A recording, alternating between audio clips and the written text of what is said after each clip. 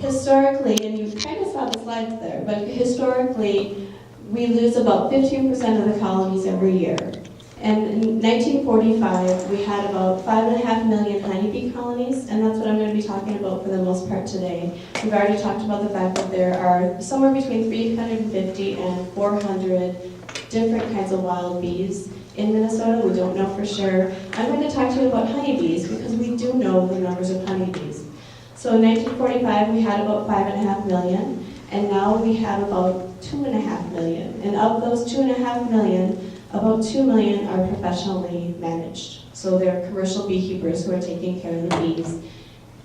And they bring those colonies all across the United States in order to achieve pollination. So Minnesota has historically been one of the top 5 honey-producing states in the country.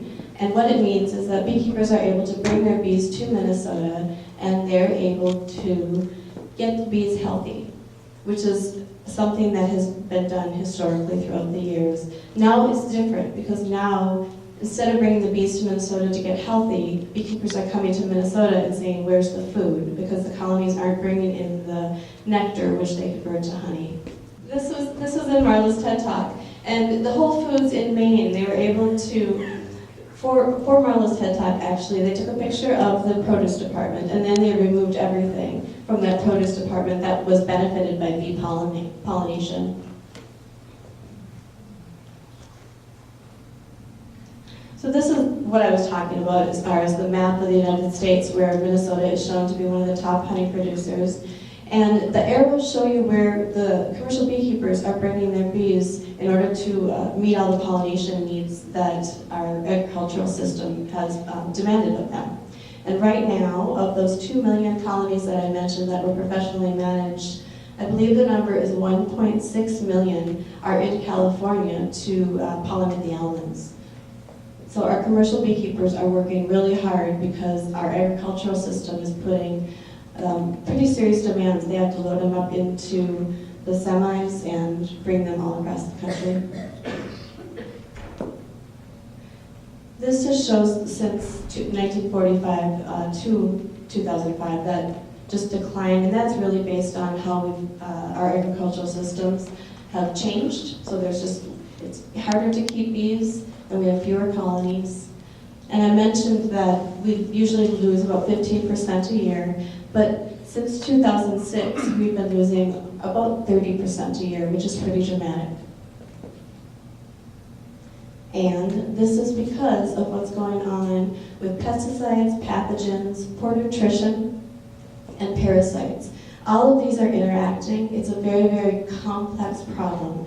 And I mentioned this is what's going on with honeybees, but we also know that poor nutrition and pesticides, and we have pathogen issues with all the wild bees out there. So this is the model that we have for honeybees, but it's important to be able to understand that it's not just the honeybees that are having this problem. We just know more about them. Here's Marla at her TED Talk. I'm going to tell you about what's going on in the lab. I like to say, with all of the issues that are happening with the bees, Marla's trying to solve the problem of what a lot of people call colony collapse disorder. And she's doing this with 7 graduate students and 2 extension programs. So we've got 3 different students. Joel Gardner just got his master's degree, and we have Elaine Evans, who heads the Minnesota Bumblebee Survey, and she's also going to be part of a very new citizen science called Bumblebee Watch. And she has been studying landscape effects on the native bee abundance and diversity. Elaine is becoming very popular lately. He's actually working on bee lawns. So if you did see the cartoon outside, you saw that our regular 100% turf grass lawns are a problem to pollinators. And so Ian's trying to work on different mixes, and he's got some test plots out, but he just started. But everybody is really anxious for the results.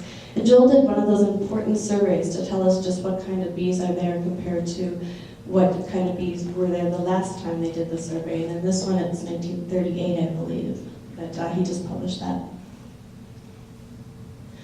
We have a PhD student who just started, her name is Katie Lee, and she's working on just very basic epidemiology and honeybee health. And I say basic because it's a very straightforward question, but it's so confusing as far as what's going on in a colony that last I heard they had a whole day meeting and everybody left confused. So she's just at the beginning of this journey. We do have Matthew Smart, who's working on floral landscapes and nutrition, and it's pretty fascinating research looking at how the bees are doing based on a survey of what the landscape is in about, I think, a 2-mile radius around the colony, because honeybees can forage for 2 to 3 miles. Judy Wu's doing the most difficult work, I think, in the lab, because she's looking at sublethal impacts of pesticides on honeybee queens. This research is really important. You heard a little bit earlier about the re-registration of pesticides, and so what has to happen in order to have the registration changed if it is dangerous to a pollinator or a bee or any other kind of beneficial insect is you need the research, and the research has to follow very, very strict protocols. So she spends a lot of time doing behavioral work, and it's not fun to watch, but it's very small doses that we found really impact what's going on with the pesticides and the health of the bees. Not a lot will cause a lot of damage. We're going to keep going because Marla's got a lot of students. So Renata Borba, as well as Mike Wilson, are looking at natural ways for honeybees to be healthy. Resin is collected from the bees and mixed with wax, and it's called, beekeepers call it propolis. And this is actually something that humans have used for years in order to stay healthy, and people just put it together not too long ago that maybe the bees need it too, and it turns out that it has antimicrobial properties. And so it is one line of defense that the bees do have that's very natural. And Mike Goblish, his official work is called The Effect of the Fungal Pathogen Nosema ceranae on the Developmental Physiology of the Honeybee. He's very smart, you can tell. But what he has done that's very important is he's developed the first ever in the world honeybee cell line. And so when he's studying those effects of Nosema ceranae, he's actually doing it on cell cultures, and I like to say as soon as he defends, he's not going to have trouble getting a job. So the Bee Informed Partnership is a national extension program that has offices throughout the country, and one of them, Katie Lee, has actually been heading up for the last couple of years. And they're out there helping commercial beekeepers, which is really important, creating a database, and if something goes wrong in colonies, they're able to actually fly out or drive out and take samples. And then the Bee Squad, last but not least. We're a local program, and we're out there to support both beekeepers, hobby beekeepers, and bee supporters. And I think I have a lot of bee supporters in this room as well as beekeepers. And the bee supporters is a whole new group of people, and we're so excited about this group because you have energy and you have ideas and you're really willing to contribute to be part of the solution. So just really quickly, we have a wild bee program. We're putting a lot of effort into helping people learn about wild bees and what to do for them. We have beekeeper education, where we actually help beekeepers learn how to keep bees. We have an interesting program called Hive to Model that I'm going to talk about for a little bit, because it's where a homeowner or a business will buy the colony of bees. They'll pay us to manage the bees. And through this, throughout the Twin Cities area, we're able to be the beekeepers and manage the bees, and then we collect data. So those were colonies that were on golf course rooftops, very healthy colonies, and these are colonies that are on art museum rooftops. But we're able to watch these colonies grow. We know where they are in the Twin Cities, and then we are able to identify some trends and direct some research. So last year, a really important trend was found where we had 16 colonies that were inside 494 and 694. 10 of those were new, brand new colonies, but of those 16 colonies, they made a surplus of 870 pounds of honey. We had 30 colonies outside of the 494, 694 loop. Those 30 colonies made a total surplus honey of 750 pounds. So the resources, most likely it was resource-based. The resources were much better in the Twin Cities immediate metro area.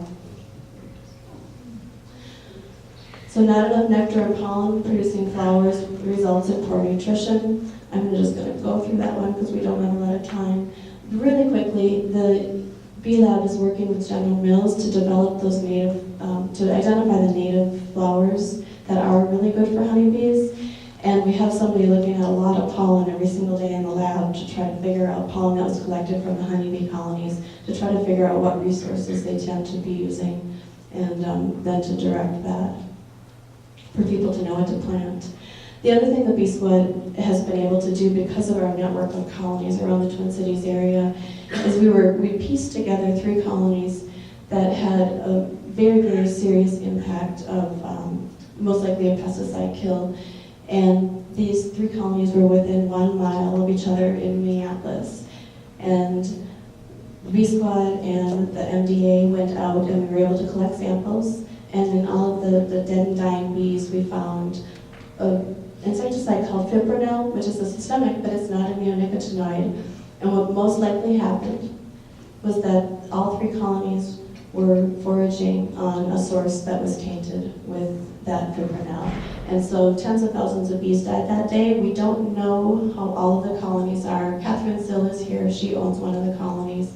And Kristy and Erin from Beez, Kneez, they owned another colony where they had at the lake school, and then another beekeeper. We don't know the fate. I think Kristy and Erin's colony might be gone now. Okay, their colony did die. So that started a movement, kind of like the movement that's here tonight, and it's a local group that got together in Minneapolis because of what happened in their city. So everybody was greatly impacted by the fact that there was that, the bees died, because we know that something went wrong because we had honeybees there, and it really means that there was something going on in the environment that was dangerous to a lot of different insects because of the fact that we saw the bees was because we were managing them. But it doesn't mean that it was only honeybees that were killed that day. So we can assume that there were probably a lot of other insects that were killed that fed on that same source. So this is the Healthy Bees, Healthy Lives campaign, and its kickoff was it was last month, and it is a movement that's growing strong. What can you do? I have a few flyers. I might not have enough for everybody, but if you want some information on what you can do, just ask me and it'll be up here. Otherwise, I'm done. Thank you. The MDA did a pretty extensive, or very extensive inquiry, and the fipronil use was determined, and you can correct me if you need to, the fipronil use was determined to be a most likely illegal application.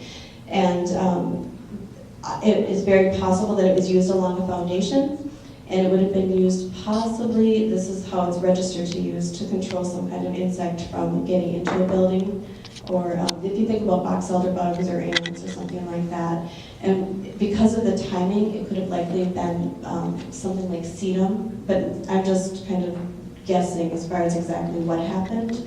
But they did investigate the institutions in the local area, and I'm looking for people to say yes. And you did a thorough investigation, and everybody was very cooperative, and there was no evidence that it was applied illegally. The other interesting thing, and it's changed the way I've done a lot of things from now on, is that Catherine's colony as a control, the top was swabbed to make sure that nobody actually went to the colony and was actually vandalizing the colony with pesticide. But instead of any trace of that fipronil, a high level of a fungicide was found. And Katherine does not use any fungicide in her yard. And so what they think happened was some kind of a drift, which makes me think twice whenever I touch anything. So I used to wash my hands all the time for germs, and now it's chemicals. So. Who forms that consortium of Healthy Bees, Healthy Lives? Who else involved in it? So it's being led by Erin, Rupp, and Kristy Allen, and they are actually, stand up, they're in the back. And Charlie Underwood is a member, and Katherine Sill is a member. And we have representatives from, I'm trying to think, we've got the university, and we have just concerned citizens, and homegrown Minneapolis. Members from. And some city council. City council, thank you.